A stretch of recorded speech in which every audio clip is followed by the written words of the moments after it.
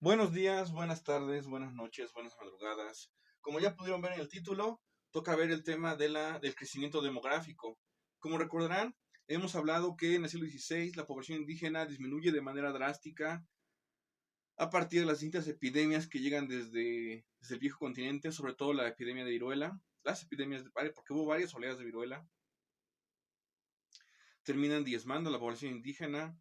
No hay censos para saber exactamente las cifras puntuales de cuántos indígenas murieron en esos 100 años. Se calcula un porcentaje de entre el 80 y el 90% de la población indígena en México que muere a raíz de las epidemias de viruela. Eh, es una cifra elevada, muy, muy elevada, pero a partir del 17 la población indígena se va recuperando y eso va permitiendo un crecimiento demográfico en la Nueva España. Hay que, antes de empezar a ver las cifras de dicho crecimiento, hay que puntualizar lo siguiente. Para el siglo XVI y siglo XVII no hay censos. Los censos se inventan realmente y se empiezan a practicar en Europa y sus posesiones en América hasta el siglo XVIII. Ahorita vamos a ver qué características tienen esos censos porque no son como los de hoy. Antes, en el siglo XVI y XVII, no había censos. ¿Cómo se calcula la población para ese entonces? Se calcula a partir pues básicamente de puros estimados, a partir de, pues qué tanto habían crecido las ciudades, qué tanta extensión territorial ocupaban, y calcular cuántas personas podrían vivir en esas ciudades.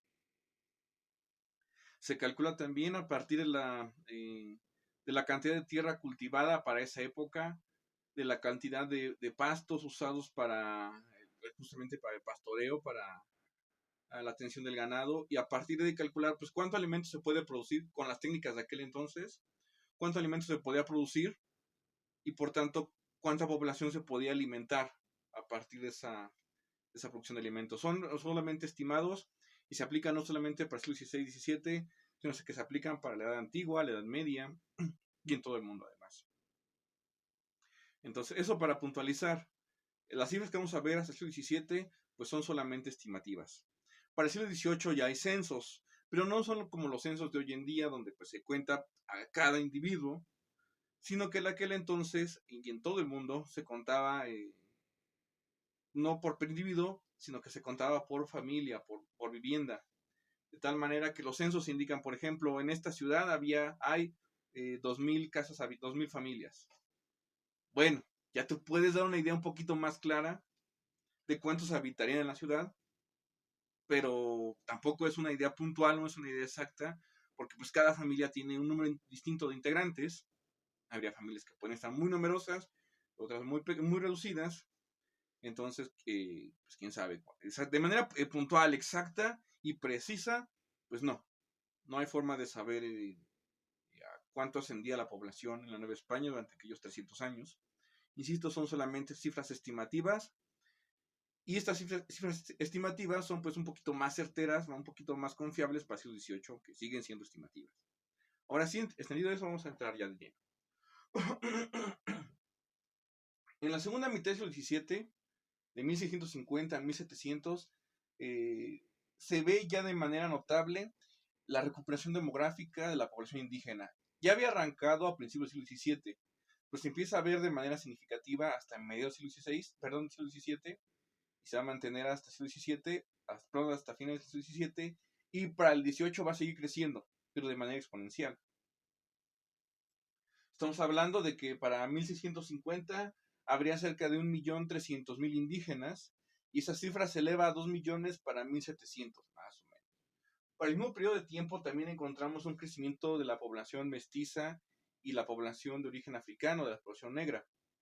Estamos hablando de unos 270.000 para 1650, y ya para 1700 se estaría elevando unos cerca de 700.000, más o menos.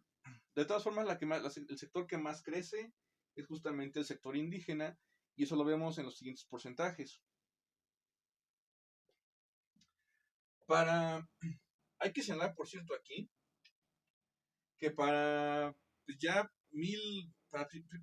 por ahí de 1800 más o menos, principios del 19, estaríamos hablando ya de una población de unos 6 millones más o menos de habitantes.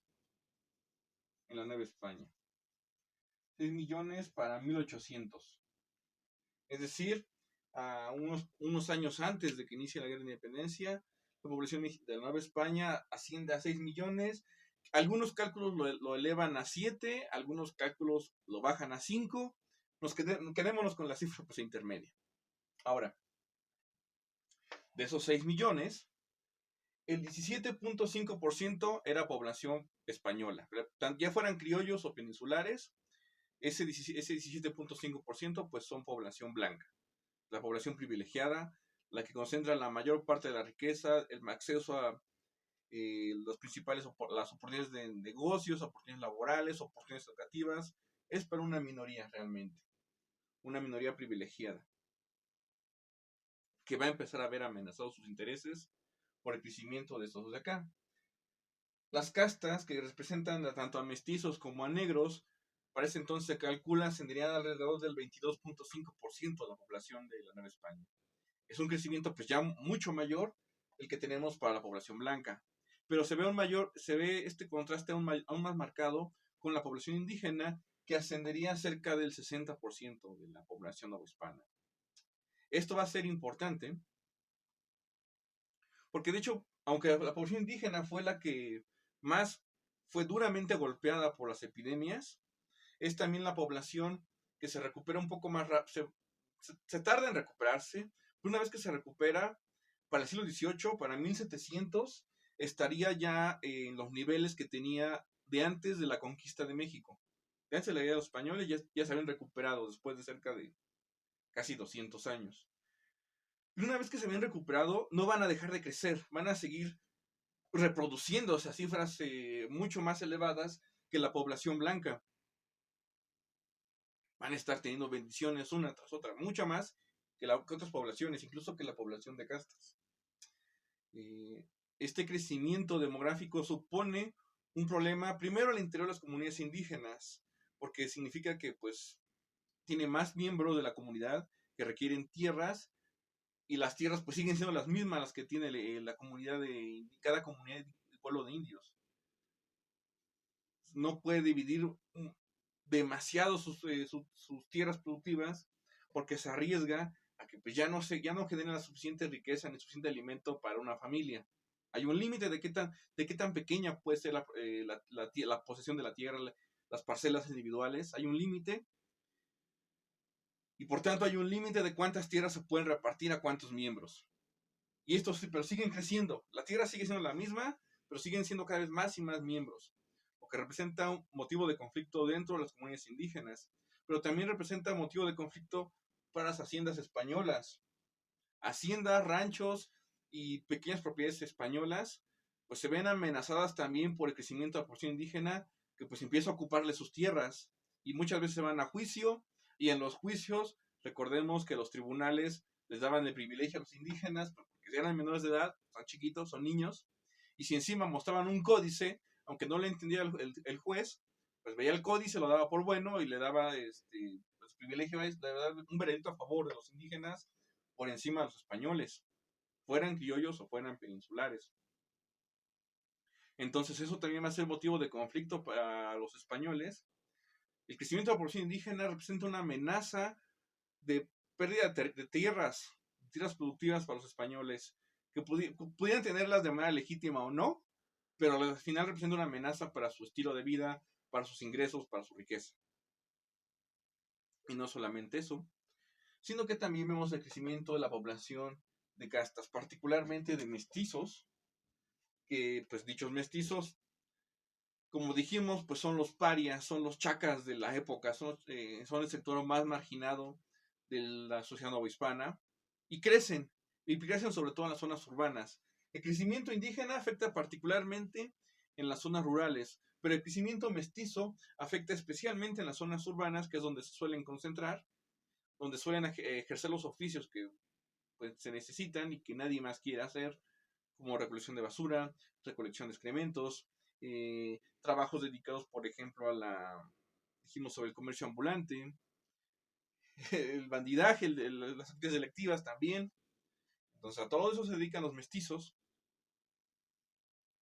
y se concentran justamente en las ciudades, donde también habitan los españoles, donde habita la población blanca. Recordemos que pues la gente rica no vivía tanto en sus haciendas, sino que se quedaban a vivir en las ciudades y ya únicamente vivían de la riqueza que les enviaban sus capataces, o la gente encargada de la administración de sus haciendas. Esos encargados pues viven de manera directa con los indígenas que van creciendo, y los españoles que viven en las ciudades están en contacto directo con los mestizos, que también está creciendo su población, está creciendo su número, los ven como una amenaza. Cada vez haya más chacas en la ciudad. Es visto así como un peligro para la seguridad pública y para el orden público también. Entonces, empieza a haber motivos de fricción, sobre todo por la preocupación de estos ante el crecimiento de estos de acá, particularmente mestizos e indígenas. Y así va a estar la situación justo cuando ocurra el levantamiento de Hidalgo. Pero antes de ver el levantamiento hay que entender, esto va a ser el contexto social en el cual ocurre el levantamiento armado en 1810. Pero en última instancia tampoco es la causa del levantamiento. La causa va a estar dada por múltiples factores. Uno de ellos tiene que ver con las reformas borbónicas que se empiezan a implementar en España a partir de a partir del siglo XVIII, a partir de 1700. Pero las reformas borbónicas hablaremos en el siguiente video. Hasta entonces.